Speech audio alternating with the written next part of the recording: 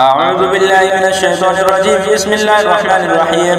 تبارك الذي بيده الملك وهو على كل شيء قدير، الذي خلق الموت والحياة ليبلوكم أيكم أحسن عملا وهو العزيز الغفور، الذي خلق سبع سماوات طباقا ما ترى في خلق الرحمن من تفاوت، فارجع البصر هل ترى من فطور، ثم ارجع البصر كرتين ينقلب إليك البصر خاسئا وهو حسير، ولقد زينا السماء الدنيا بمصابيح وجعلنا رجوما للشياطين وأعتدنا لهم عذاب السعير، وللذين كفروا بربهم عذاب جهنم وبئس المصير. إذا ألقوا فيها سمعوا لها شيئا وهي تفور تكاد تميز من الغيظ، كلما ألقي فيها فوج سألهم خزنتها ألم يأتكم نذير، قالوا بلى قد جاءنا نذير فكذبنا وقلنا ما نزل الله من شيء إن أنتم إلا في ضلال كبير، وقالوا لو كنا نسمع أو نعقل ما كنا في أصحاب السعير، فاعترفوا بذنبهم فسحقا لأصحاب السعير.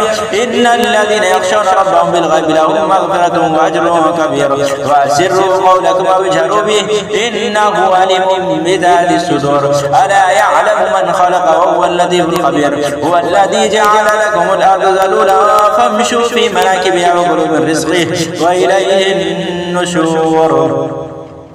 أأمنتم من في السماء أن يخسف بكم الأرض فإذا هي تمور، أم أمنتم من في السماء أن يرسل عليكم حاسبا فستعلمون كيف نذير. ولقد كذب الذين من قبلهم فكيف كان نكير. أولم يروا إلى الطير فوقهم صافات ويقبضن ما يمسكهن إلا الرحمن إنه بكل شيء بصير. أمن هذا الذي وجود لكم ينصركم من دون الرحمن إن الكافرون إلا في غرور. من هذا الذي هو يرزقكم من أمسك رزقا بل لجوا في